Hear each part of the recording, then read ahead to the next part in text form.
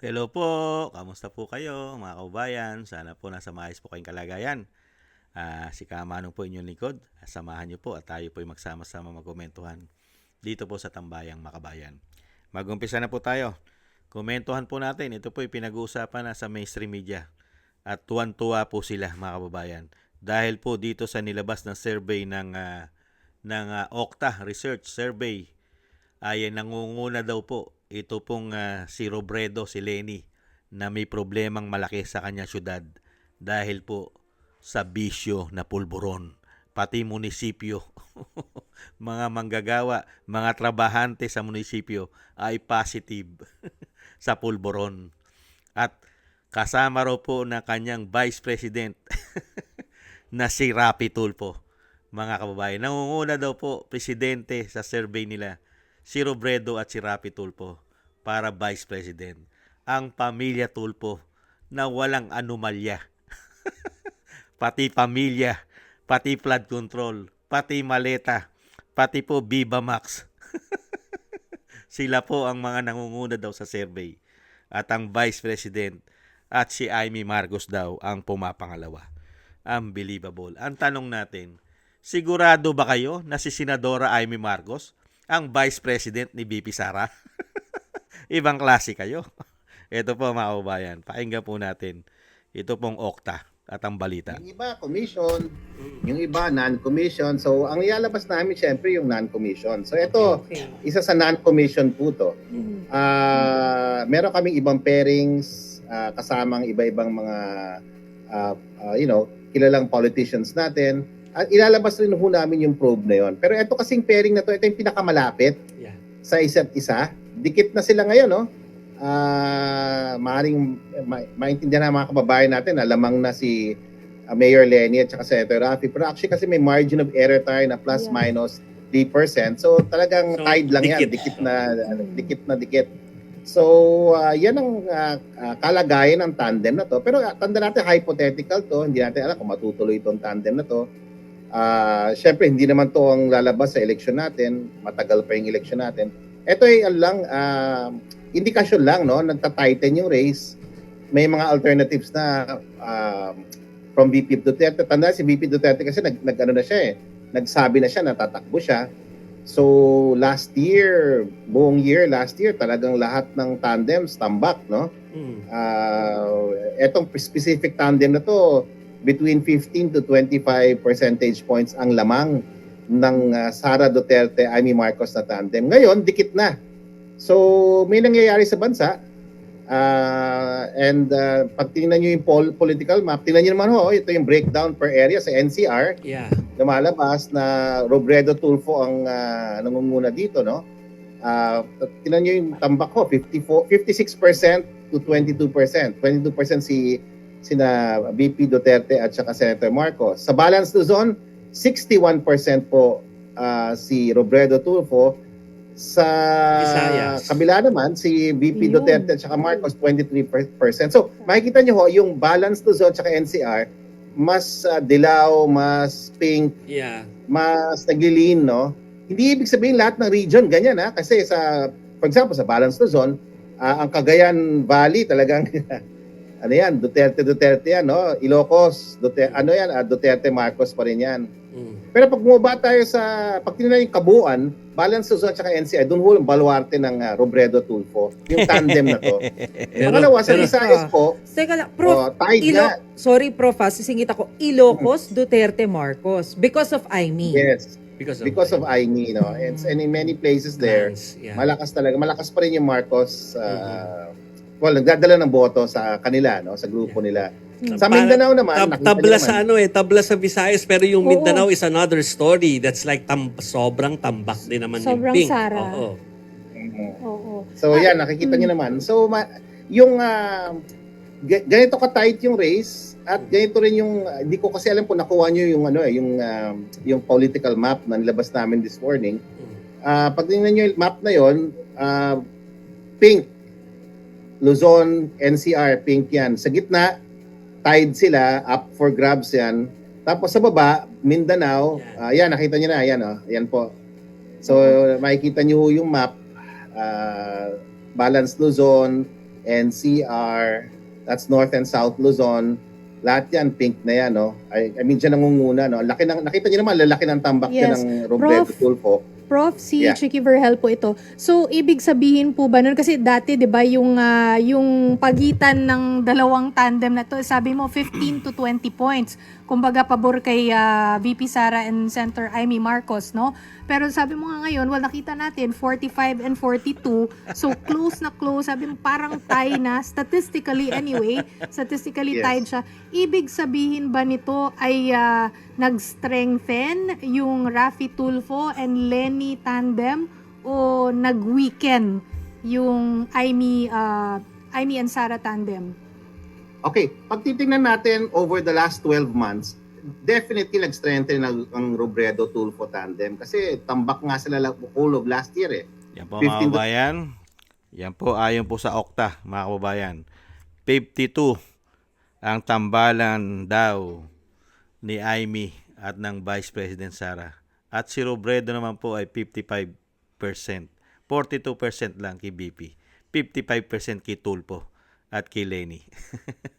Yan daw po sa Luzon, lalong-lalo sa Balance Luzon. At nakuha pa nila ito pong sinasabing pinakamalaking area. Mga kababayan, pati Bisaya. at ang sinasabi, ang baluarte lang po ni BP Sara ay ang malaking portion ng Mindanao. Pero po dito po sa Luzon ay puro Robredo na raw po, Raffy Tulfo. Maliban lang daw po dito sa baluarte ni Senadora Amy Marcos sa Ilocos. Unbelievable. Pambihirang buhay yan, no? Ibang klase po. Yan po, inuumpisahan na po nila, lalong-lalo po itong Okta. Inuumpisahan na po nila na i-mind conditioning ang utak ng mga botante. Mind conditioning. Inuumpisahan na po yata nila. Mga kababayan, biruin mo, Raffy Tulfo, Lenny Robredo, mga kababayan, dilaw, pink, mga isinuka, mga itinapon, shoot sa inidoro. Kaya nga nanalo si dating Pangulong Duterte dahil sa serbisyo na ginawa ng dilaw, pink, liberal. Kaya nga sila hindi na nanalo.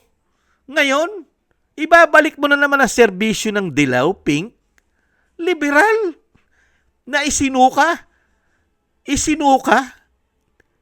ipinilas sa inidoro. Tapos ngayon, sa panahon po ng tinatawag na bangag ng kanyang ate, sa panahon ngayon, mahusay na ngayon ang dilaw, pink, at liberal. Unbelievable. Dahil alam naman po natin si Raffy Tulfo ay tuta rin po yata yan di umano ng tinatawag na dilaw, pink, liberal at mga oligarkiya di umano. Tuta. Hindi kaya? At nakakabilib ang mga Tulfo. Pagpasok sa politika, hindi pa nagtatagal sa politika, hindi pa nakakaisang termino. Isang damukal na po ang issue pagdating sa korupsyon. May flood control, may maleta, magmula sa pamilya, pati sa kongreso, mga party list nila, pati yung anak na congressman, may issue rin. Pati siya mismo, si Raffy Tulfo, may issue rin. Pati nga sa Viva Max, may issue siya.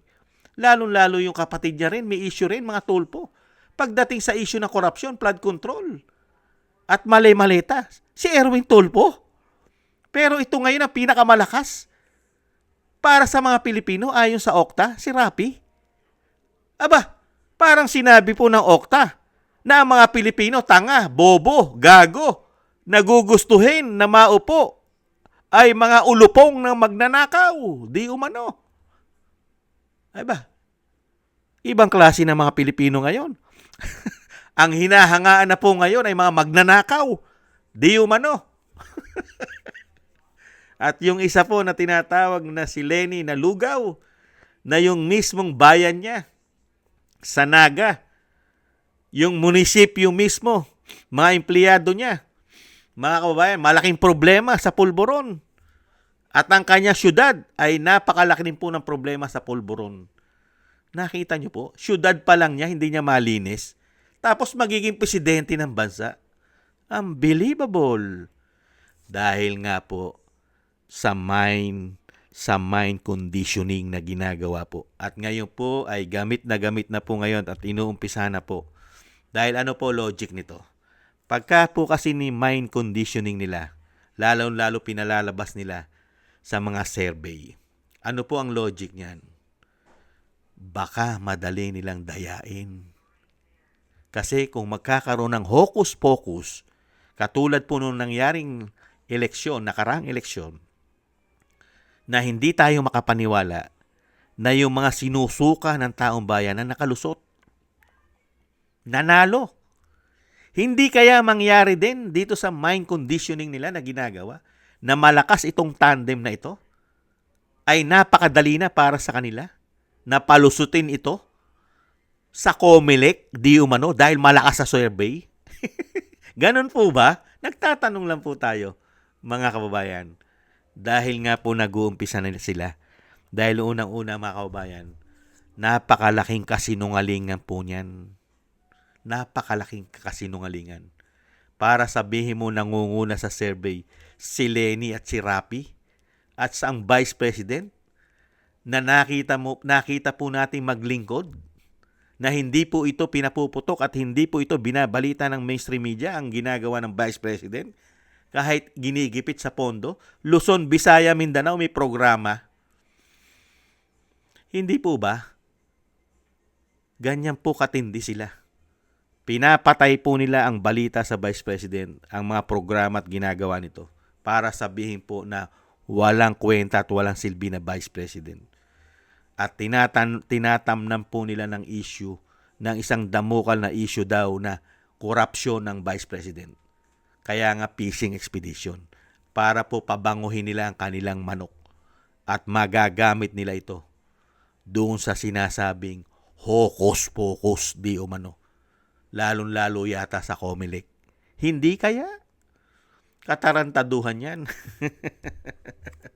Kung ikaw ay matinong Pilipino nag-iisip, at nakikita mo ang body language, at nakikita mo ang nangyayari sa ating bansa, sasabihin mo ba na itong mga tao na ito ay malakas sa mga Pilipino? Si Leni, si Rapi?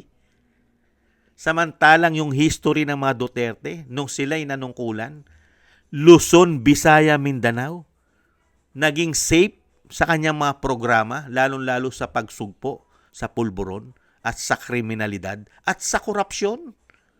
At isang damukal na ang nagawa po ng mga Duterte, lalong-lalo ang build. At yung paghawak niya sa pandemya, napakagaling po ng paghawak niya para po ang mga Pilipino ay hindi magkamatay sa pandemya. At yung mga pinagagawa niya sa atin na makakaluwag tayo. Personal natin. Di po ba? Ginawa niya ng napakatagal na expiration ng ating mga lisensya, ang ating mga passport. Hindi po ba? Hinabaan niya ang expiration. Hindi po ba? Napakarami niya pang nagawa. Pati ang mga kapulisan, kasundaluhan, tinaasan niya ang sweldo at mga pension. Ganon din po ang mga teacher. At yung ating pension na natatanggap, tinaasan din. Halos pabor po sa mga Pilipino. Pero po ngayon, sa panahon po nila ngayon, ang pabor po na ginagawa nila ay para po sa mga politiko. Pumapabor po sa mga politiko ang programa nila. Dahil po yung programa nila, ang pinakamalaking porsyento na pera ng taong bayan ay napupunta sa kanila dahil sa korupsyon. Hindi po ba? At isa rin po yatang nakinabang dyan si Rapi Tulfo. Hindi kaya? Kaya para sabihin mo na napakalakas sa Visaya at Luzon, ito pong si Rapi at si Leni Robredo, mga kababayan. Isa pong pinakamalaking kagaguhan at kasinungalingan yan. Para sabihin mo, ang dilaw, pink, liberal ay mabango sa mga Pilipino.